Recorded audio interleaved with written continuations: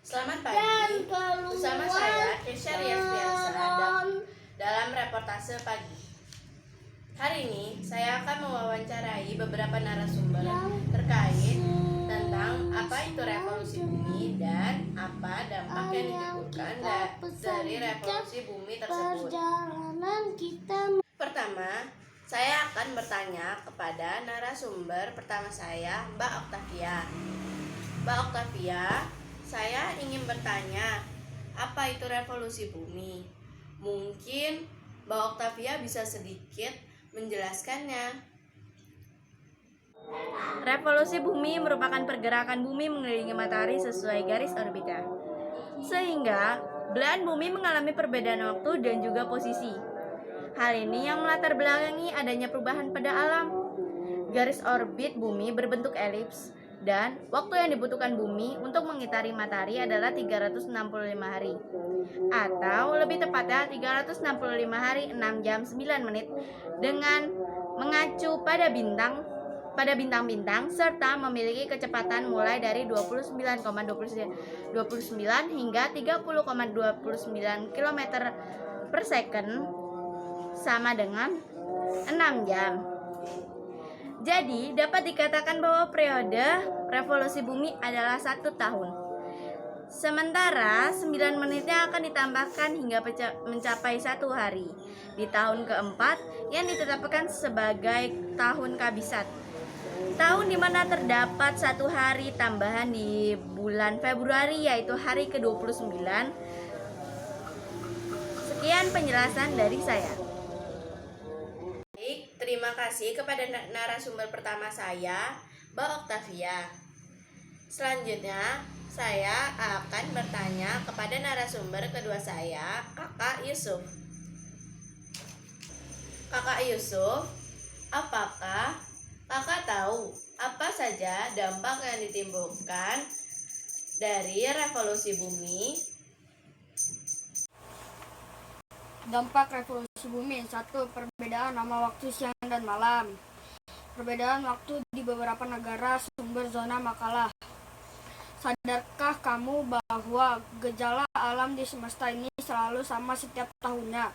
Revolusi ini, kemiringan sumbu bumi, menyebabkan gejala alam yang terjadi selalu berulang setiap tahunnya.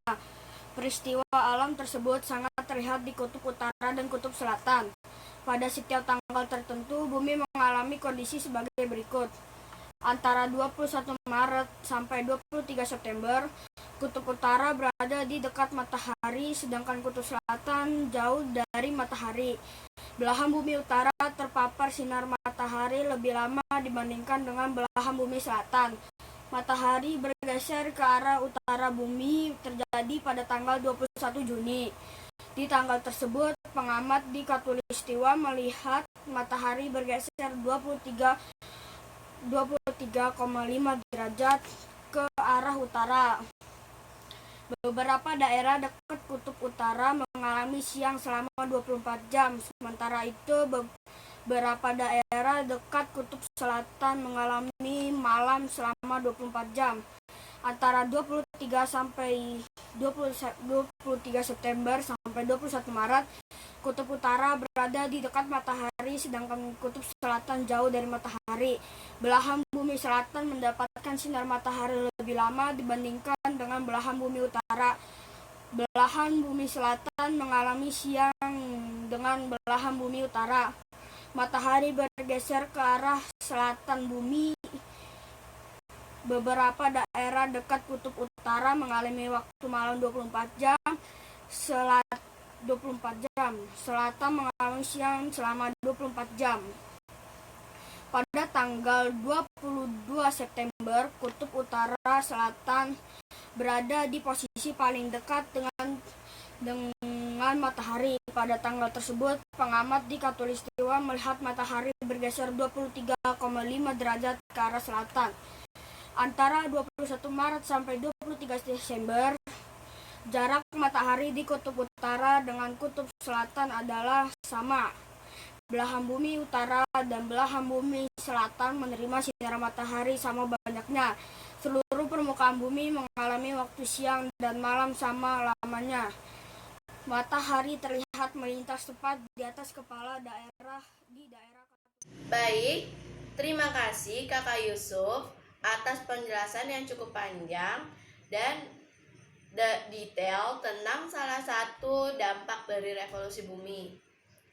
Saya juga masih punya satu orang narasumber